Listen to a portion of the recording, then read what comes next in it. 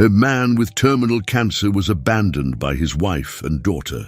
Months later, they came back for the inheritance and had no idea what was waiting for them. David had always been a man of methodical habits.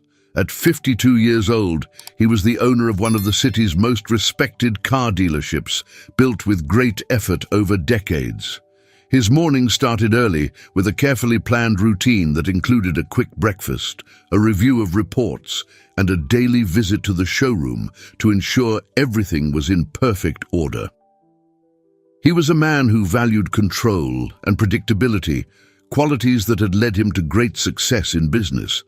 But in recent weeks, something had changed. He felt strange, weak, without the same energy as before. Initially, he attributed the feeling to stress. After all, running a successful business wasn't easy.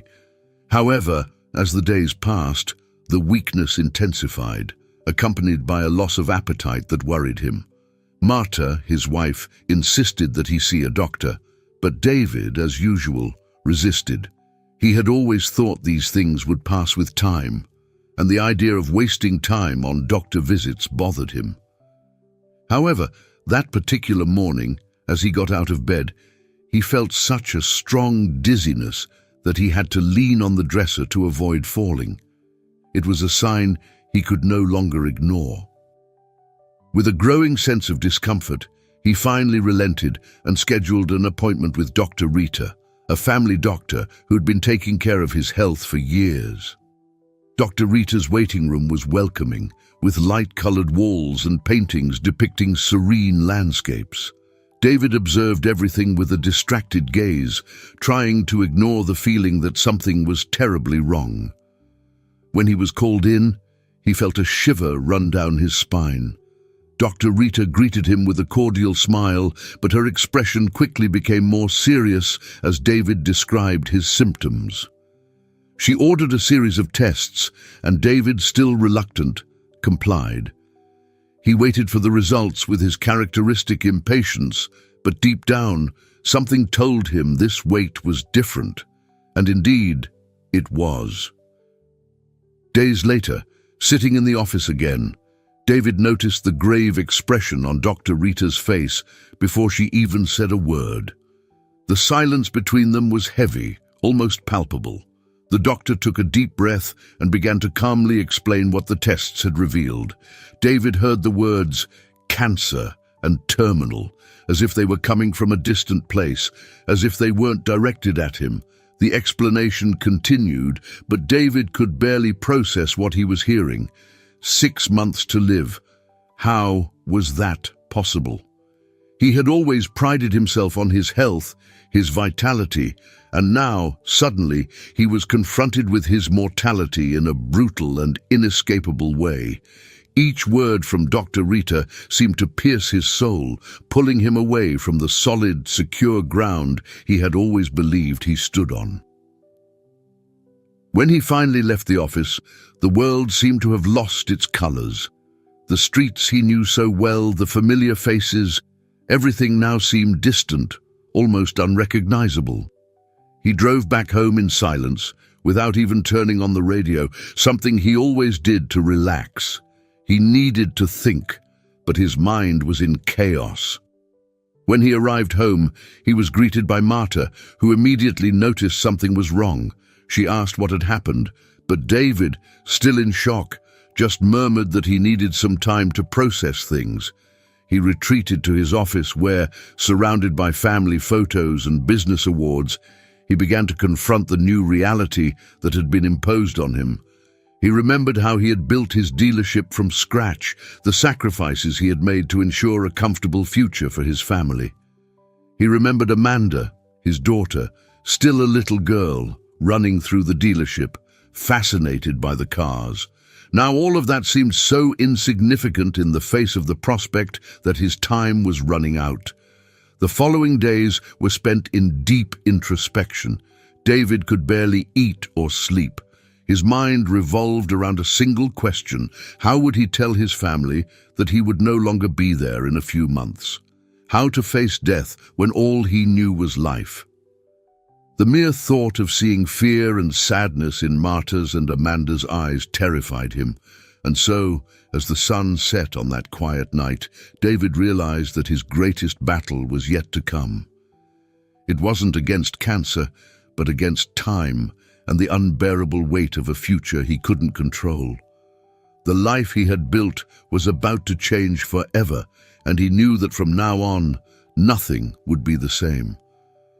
The morning was cold, and the heavy clouds in the sky seemed to reflect David's state of mind.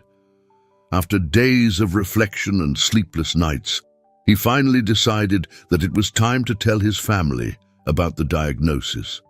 The idea of revealing the truth terrified him, but he knew he couldn't hide it any longer. Marta was in the kitchen as usual, preparing breakfast with her habitual dedication. She was humming an old song, something she used to do when she was focused. David watched her for a moment, feeling a deep pain in his chest at the thought of the news he was about to share. He approached her, gently touching her shoulder. Marta turned to him, smiling, but soon noticed the seriousness in his gaze. "What's wrong, David? You look so down." "Marta, we need to talk." His voice sounded hoarse, as if the words were weighing heavily in his throat. Marta's smile faded. She sat down at the table, looking at her husband with growing concern. "What's going on? It's something serious, isn't it?" David nodded slowly, sitting beside her. "I went to the doctor, and the tests weren't good. I have cancer, Marta, and it's terminal. They've given me 6 months to live." For a moment, silence filled the kitchen. Marta blinked, as if trying to absorb what she had just heard. Her eyes filled with tears, but she quickly wiped them away, refusing to cry. "No, this can't be true. You've always been so strong, so healthy. There must be some mistake." David shook his head. "I wish it were a mistake, but it isn't. Dr. Rita was clear. There's no cure, no treatment that can save me. We just need to prepare for what's ahead." Marta felt a lump in her throat, but she forced herself to stay strong. She held David's hand firmly, looking into his eyes. "We'll get through this together. I'm here with you, David. I always will be." Those words, spoken with such conviction, brought some relief to David's heart. He knew the journey would be difficult, but hearing his wife's promise made him feel that he wouldn't be alone. "We need to tell Amanda," he said after a moment. "She needs to know." Marta agreed, but he could see the worry in her eyes. Amanda had always been a sensitive young woman, and dealing with something so serious could be devastating for her. Later that day, Amanda came home full of energy, as usual.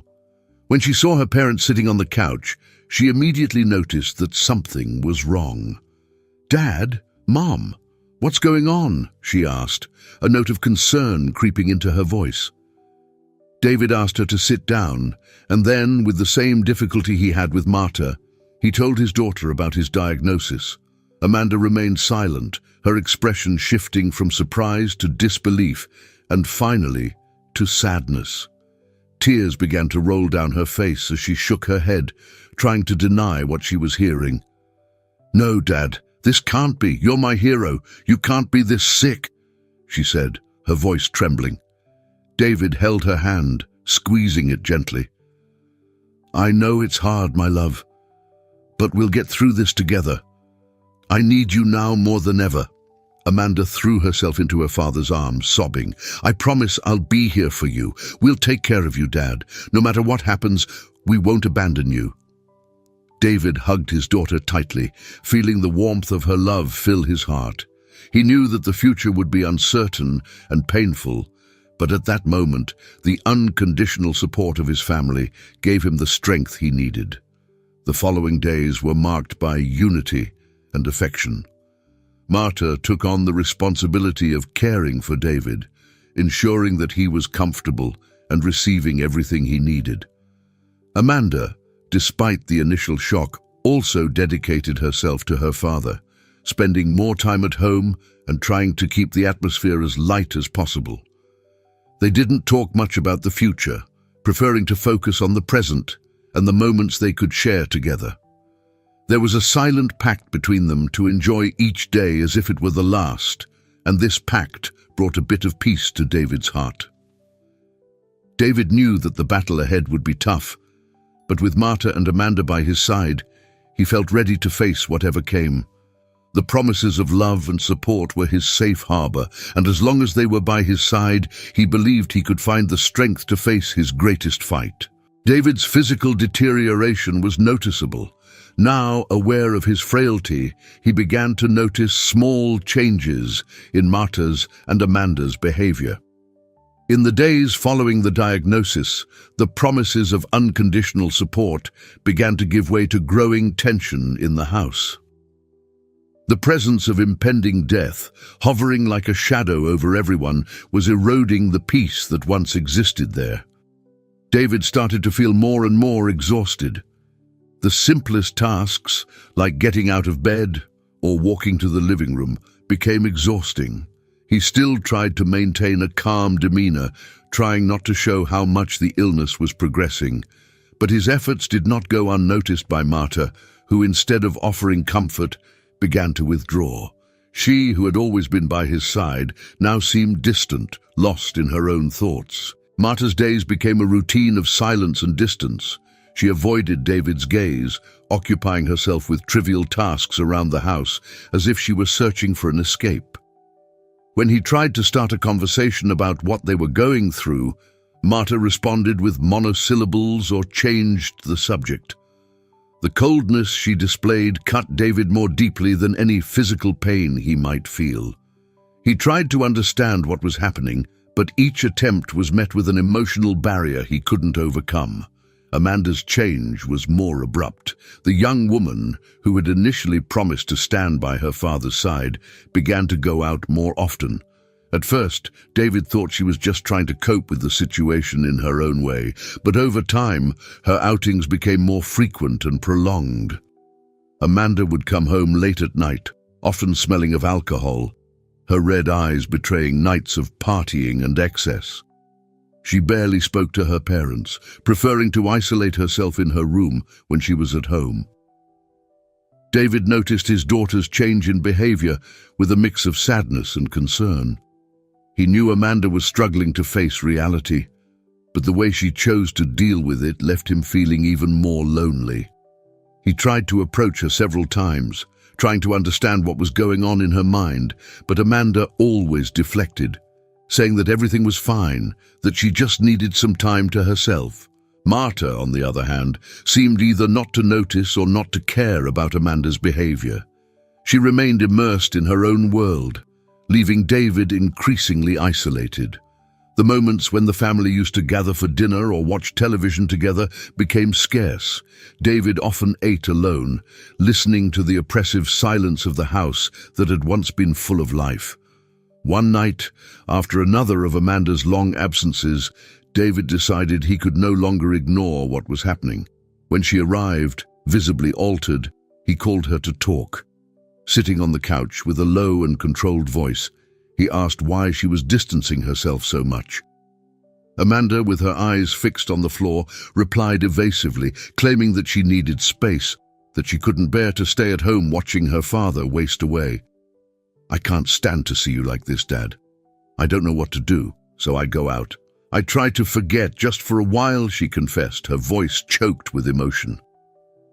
David, with a heavy heart, tried to explain that he understood her pain, but that he needed her, needed the daughter who had always supported him.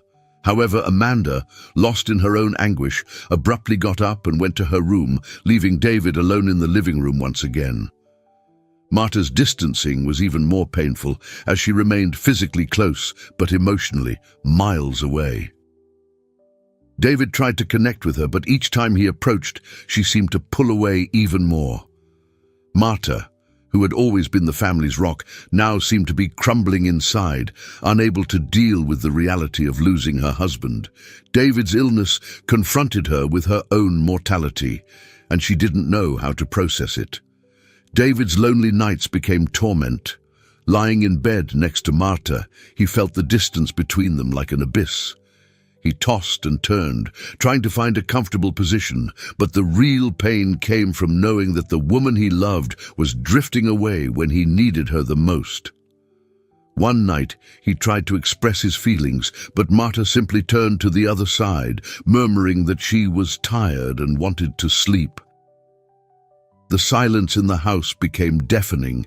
David missed Amanda's laughter, the endless conversations he and Marta used to have about the future, the dreams they had shared for so long.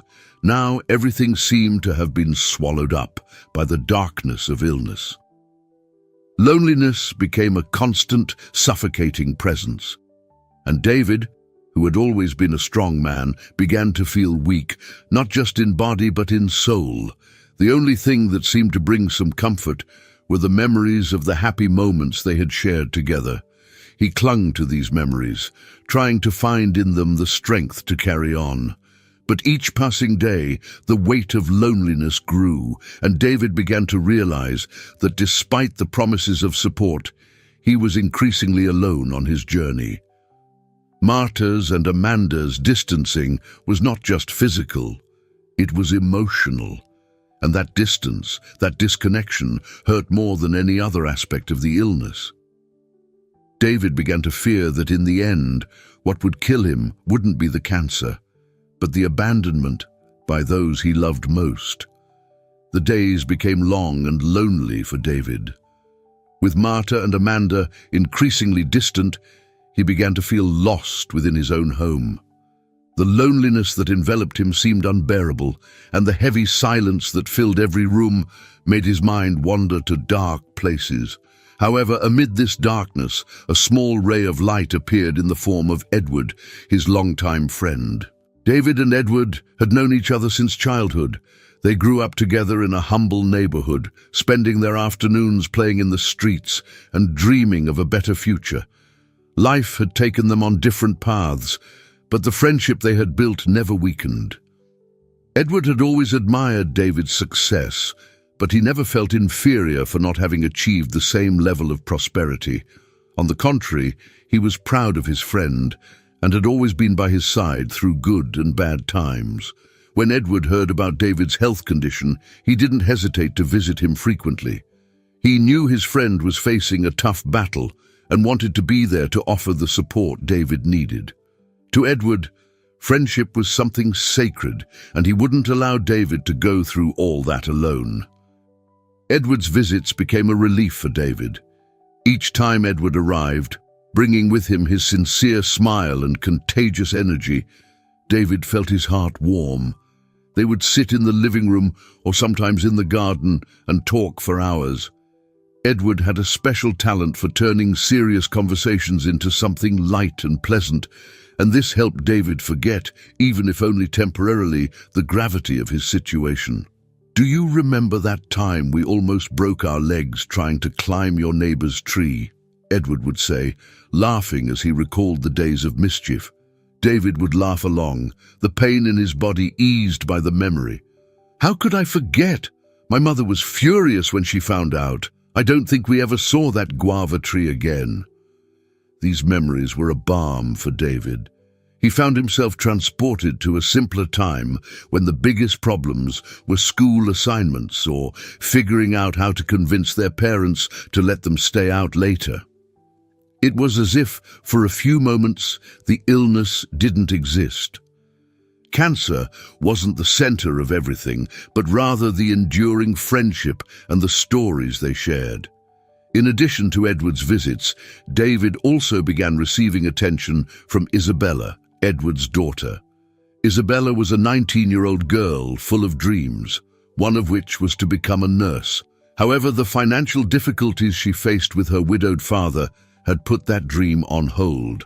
Despite this, she always had a natural instinct for taking care of others, and when she heard about David's condition, she decided to use her skills to help him. Isabella started visiting David along with Edward. At first, she just observed, helping with small tasks around the house, but soon she offered to take care of David more actively. She prepared his medications, checked his blood pressure, and was always ready to ensure he was comfortable.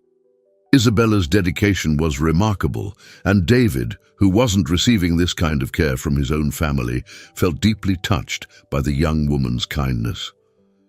"You have the hands of an angel, Isabella," David would say, smiling as she adjusted his pillow or offered him a glass of water. "Thank you, Uncle David," she would reply, using the affectionate term she had always used to refer to him. "It's the least I can do for someone who has always been so important to my father and me." Isabella's presence brought David something he had lost, the feeling of being cared for, of being important to someone. She treated him with a sweetness that he no longer found in Marta or Amanda, and this began to brighten his days in a way he hadn't expected. The afternoon spent with Edward and Isabella became the highlight of David's week. They talked about everything, from childhood memories to the dreams Isabella still had of becoming a nurse. Edward, always the storyteller, made sure to remind David of the days when they had overcome so many challenges together. Isabella, in turn, listened attentively, as if every word David said was a valuable lesson. "I always knew you were made of something special, David," Edward said during one of the rare moments of seriousness. "It was never just about business or success. It was about never forgetting where you came from, and that's what makes you special." David, touched by his friend's words, felt a mix of gratitude and sadness. Grateful for having such a true friendship, but sad to realize that outside that circle, his life was falling apart.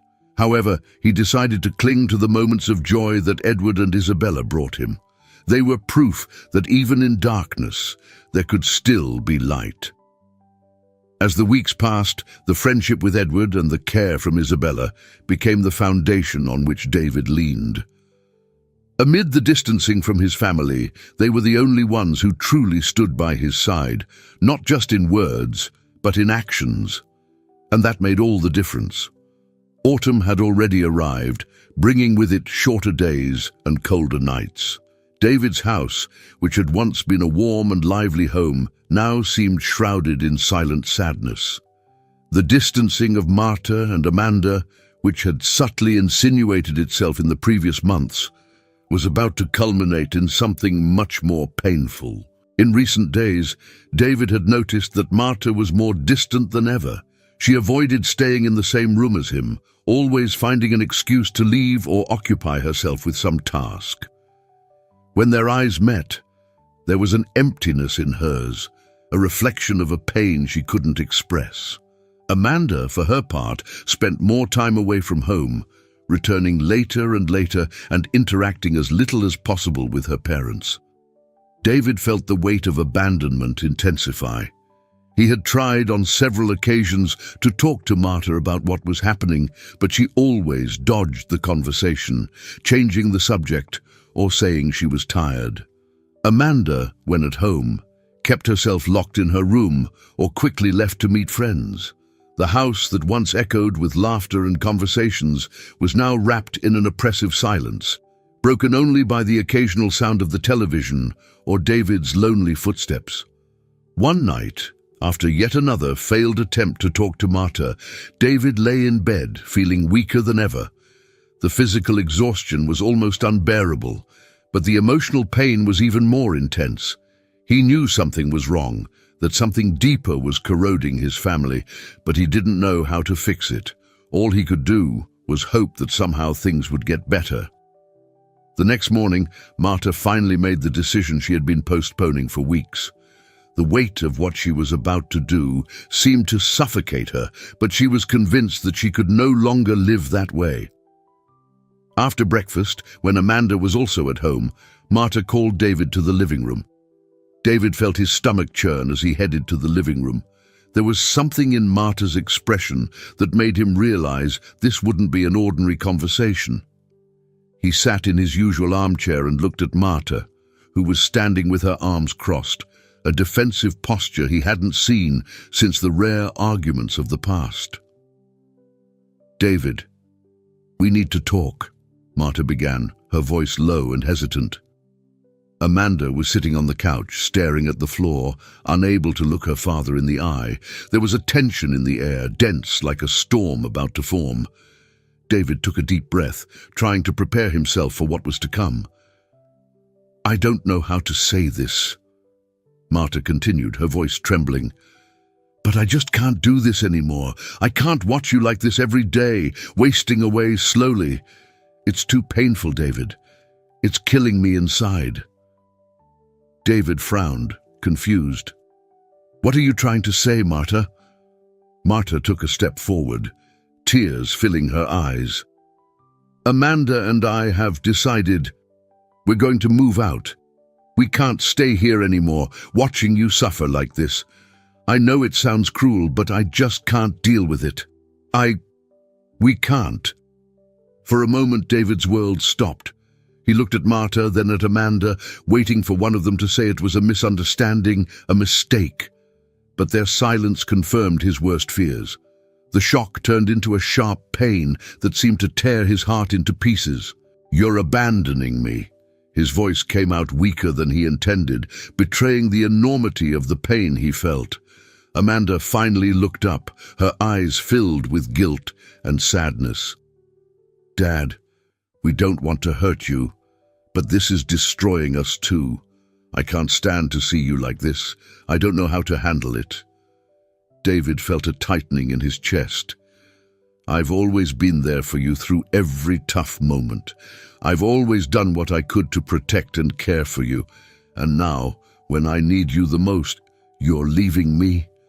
Marta began to cry openly, but did nothing to deny David's words. "I know it sounds terrible, but I'm at my limit, David. I can't be strong anymore. I can't pretend everything will be okay." David felt as if the ground was opening up beneath him.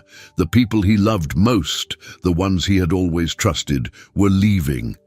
He couldn't believe that after everything they had been through together, Marta and Amanda were willing to let him face the last months of his life alone. Without further words, David simply closed his eyes, trying to hold back the tears that threatened to fall. He wanted to scream, to beg them to stay, but he knew it was useless. The decision had already been made.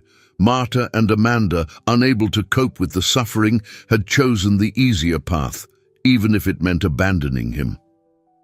"Do what you think is best," he finally said, his voice hoarse with sadness. "If you can't handle this, then I won't beg you to stay. Just take care of yourselves." Marta and Amanda left the room in silence, leaving David alone with his thoughts and his broken heart. The emptiness he felt now was unbearable. The promises of support, the vows never to abandon him, all had been broken. And now he found himself completely alone in the large house that had once been full of love and joy. In the days that followed, David watched as Marta and Amanda began to pack their things. He observed without saying a word as they slowly removed their presents from the house. Each box that was taken away seemed to carry a piece of what was left of his life. Marta, without looking at him, took care of everything mechanically, as if each gesture distanced her a little more from reality. Amanda, although clearly shaken, also avoided any direct confrontation, preferring to leave things unsaid.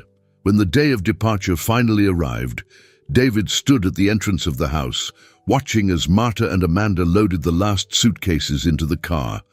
There was an uncomfortable silence between them, an absence of farewells that weighed more than any words. "Dad, I'm sorry," Amanda murmured before getting into the car. It was the only thing she could say. David just nodded, unable to trust his voice. When the car finally pulled away, he stood there until the sound of the engine faded into the distance. And at that moment, the reality of abandonment hit him with full force. The people he loved most had left, leaving him to face his final days alone. The pain he felt was not just physical, it was the pain of someone who had been left behind, of someone who found themselves deprived of any comfort or hope. David, now completely alone, finally let the tears fall down his face.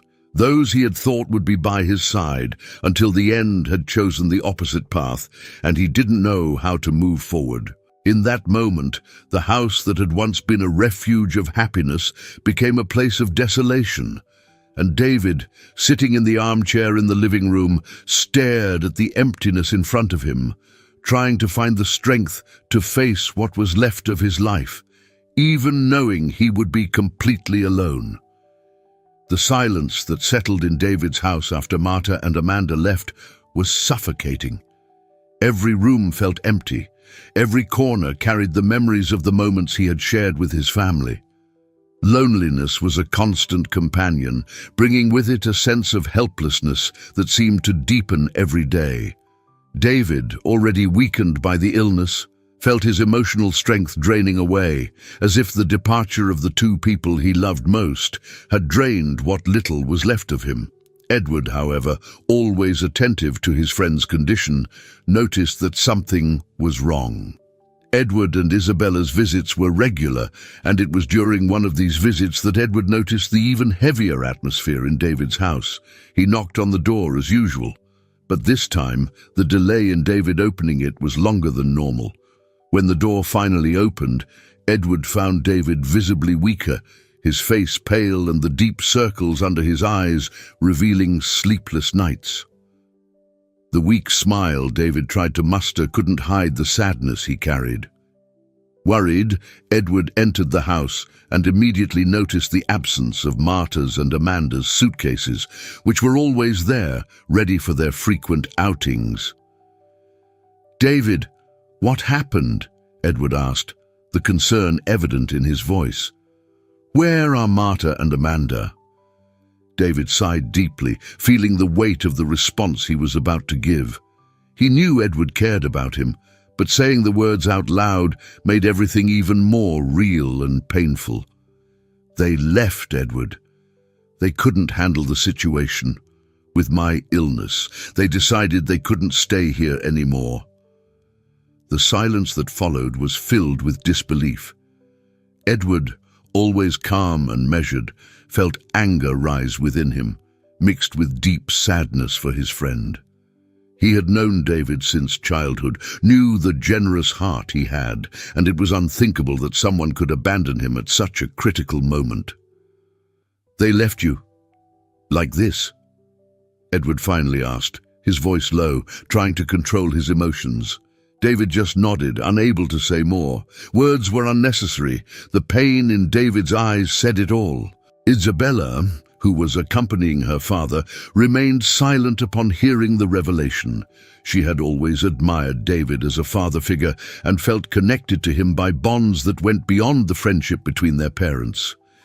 Seeing David in that state, abandoned and so clearly hurt, made her make a decision that had already been maturing in her heart. After a long silence, Edward made a firm decision. "David, you're not going to face this alone. Isabella and I are moving in here. We're going to take care of you." David looked at Edward, surprised. "Edward, I don't want to be a burden to anyone. You have your lives." Edward looked at David with determination in his eyes and said, "David, you've always been like a brother to me. After Catherine passed away, I was left alone with Isabella. It's just the two of us now. There's nothing that ties us to our place. Our life, our family, is small but strong. And we decided together that we want to be by your side. This isn't a sacrifice. It's a choice made by those who care.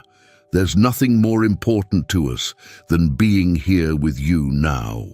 Isabella, who was standing by her father's side, nodded firmly. "Uncle David, we want to be here. I want to take care of you, to be present. It wouldn't make sense for us to stay away while you need support. You're part of our family too." David felt the tears well up in his eyes, but this time they weren't of sadness, but of gratitude. He had never expected anyone outside his own family to be willing to do so much for him. Edward and Isabella weren't just offering help. They were offering the love and support he thought he had lost forever. The move happened quickly. Edward and Isabella organized everything in a few days, bringing only the essentials to David's house. They turned the guest room into a comfortable space for Isabella, and Edward settled into the room next door to be close in case David needed anything during the night. The constant presence of Edward and Isabella in the house brought new energy to the place. Gradually, the oppressive silence gave way to occasional laughter and conversations about the days they had spent together, about the memories they shared. Edward, with his easygoing nature, always found a way to make David laugh, even when he felt his weakest. Isabella, with her sweetness and dedication, became the caregiver David never knew he needed. As the weeks passed, the bond between the three grew stronger. Edward and Isabella cared for David with a devotion he never imagined he would receive, and this brought immense emotional relief to him. Knowing that even in his final months of life he was surrounded by people who genuinely cared about him, made the pain of abandonment by Marta and Amanda begin to heal, even if slowly. David, who had initially hesitated to accept help, now saw Edward and Isabella as his new family. They were by his side not out of obligation, but by choice, and that made all the difference. The house, once so lonely, was now full of life again, thanks to the presence of those who chose to stay. The nights, once long and lonely, were now filled with conversations that lasted for hours. Edward and David talked about life, about what they had lived through, and about what they hadn't. Isabella often participated in these conversations, listening attentively and learning from the experiences of the two men she admired so much. David knew that his time was running out, but unlike before, there was now peace in his heart. He knew he wasn't alone, that Edward and Isabella would be by his side until the end, and that gave him the strength to face each new day, despite the pain and exhaustion. Edward's and Isabella's move to his house was more than an act of compassion. It was an act of unconditional love that rescued David from the darkness that threatened to consume him. And for that, he felt deeply grateful, certain that despite everything, there was still hope and kindness in the world. The days became increasingly difficult for David. His health was deteriorating rapidly, and every movement seemed to require an effort he no longer had. The relentless disease was taking over his body, leaving him weaker by the day. Even with the constant support of Edward and Isabella, David knew that time was running out. In addition to the physical pain, there was another concern weighing on his mind: the cost of treatments.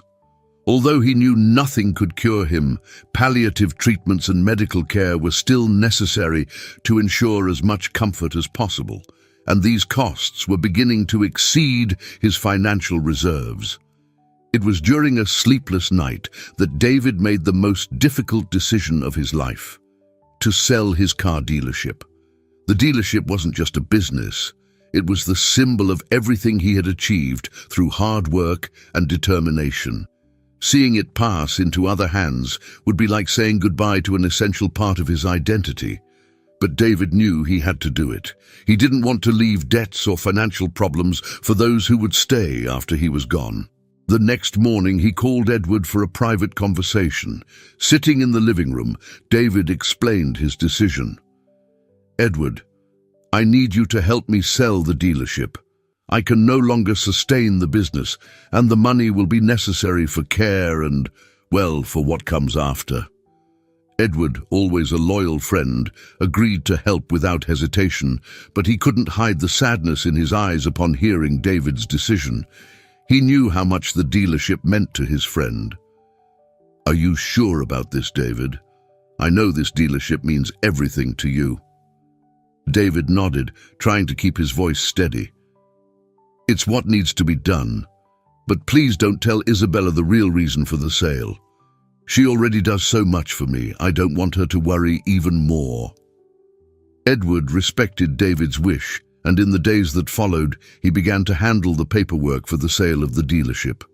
David, for his part, avoided thinking too much about it, but with each signature on a document, He felt as if he were closing an important chapter of his life.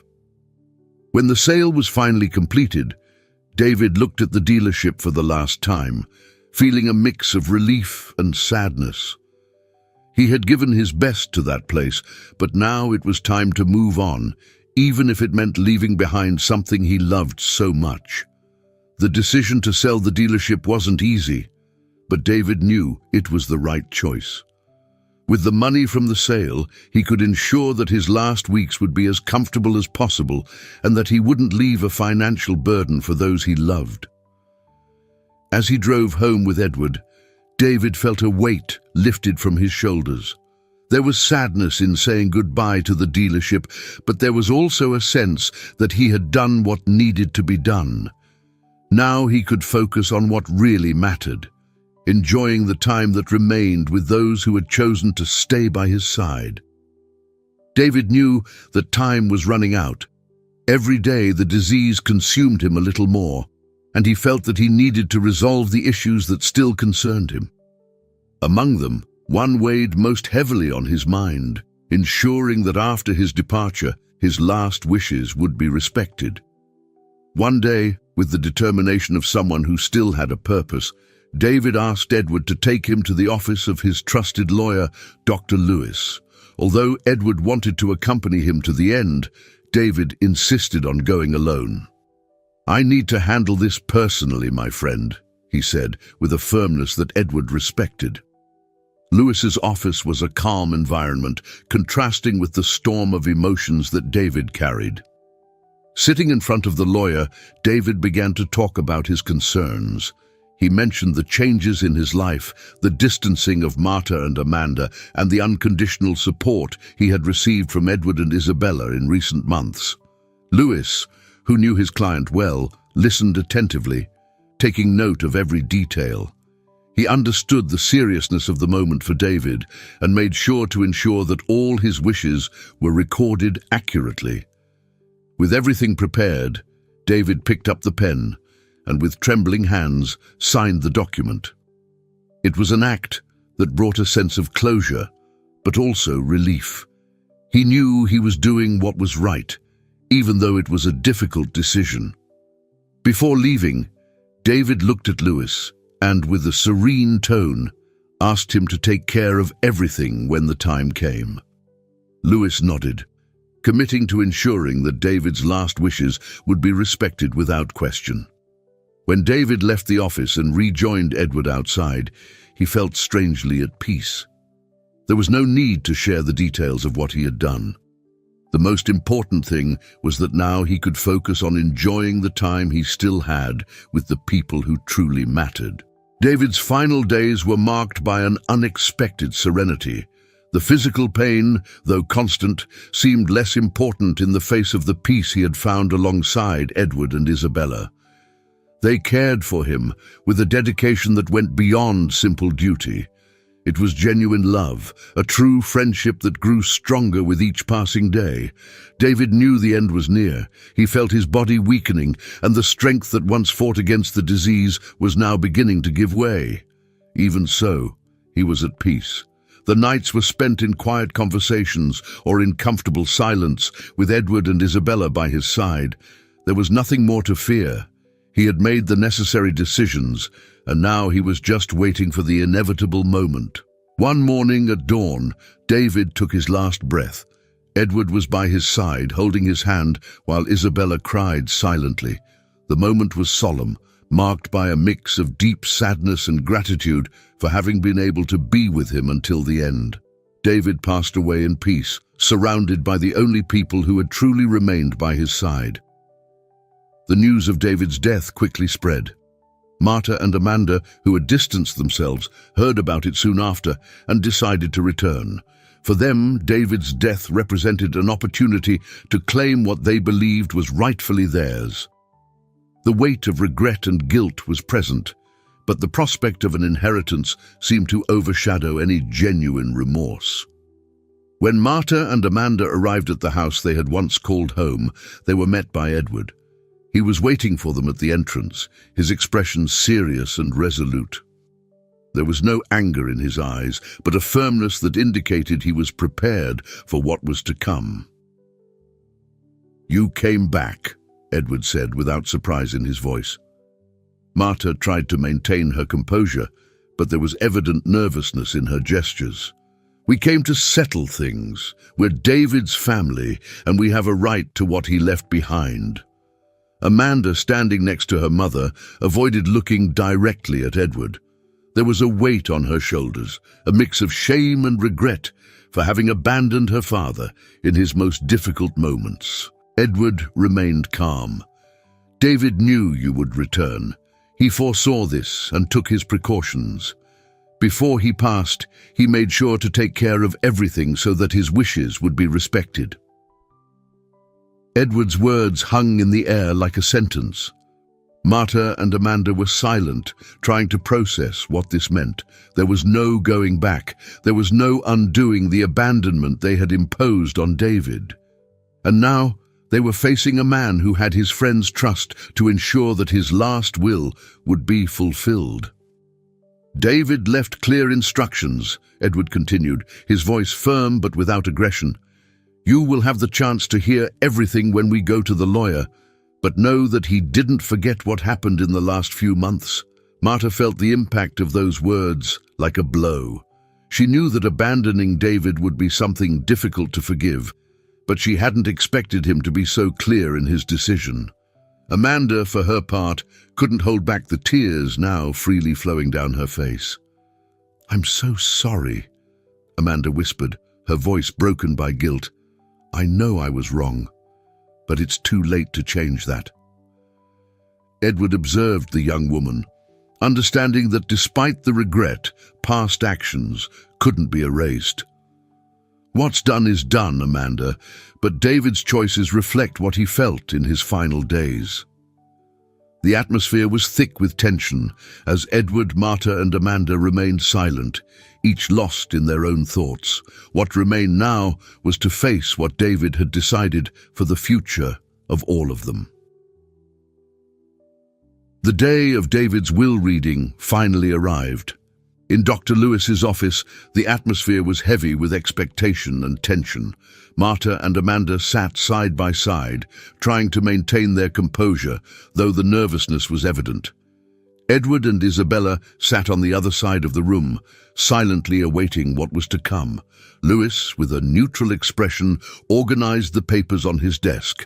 When everyone was ready, Lewis began reading the document that David had signed just a few weeks before his death. His voice was calm, but each word carried an emotional weight that was felt by everyone present.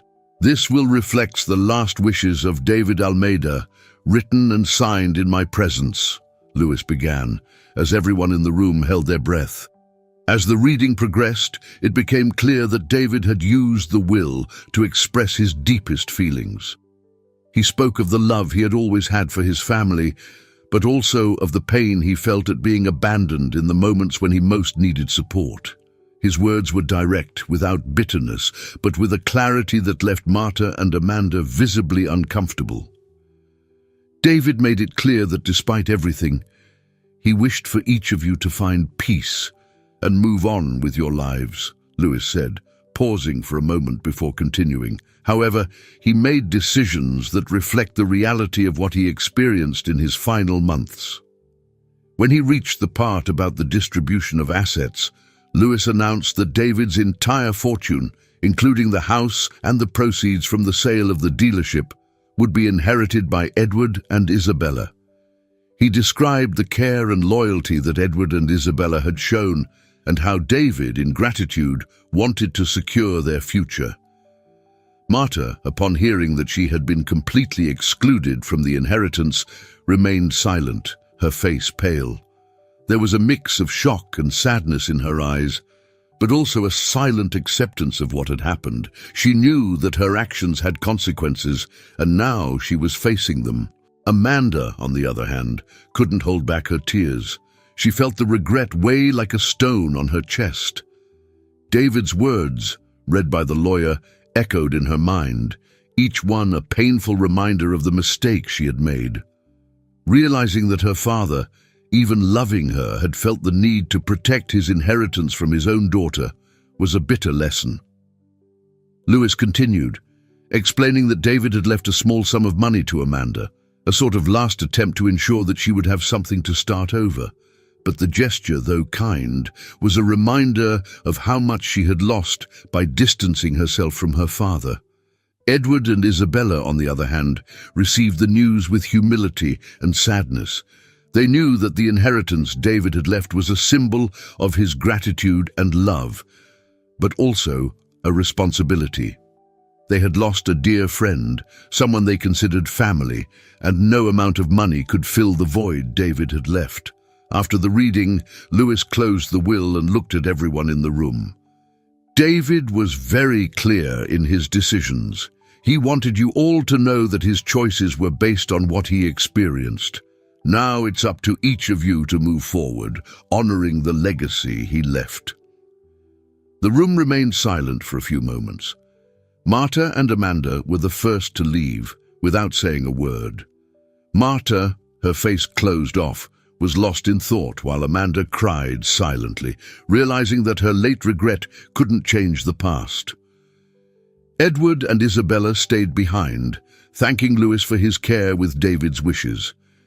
As they left the office, Edward placed a loving hand on his daughter's shoulder. "We'll honor David's memory the way he would have wanted," he said in a soft but firm tone. Isabella nodded, feeling the responsibility and privilege of continuing life with the support that David had ensured.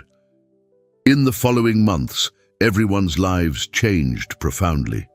Isabella finally had the opportunity to pursue her dream of becoming a nurse, and she did so with renewed vigor, determined to honor the gift David had given her.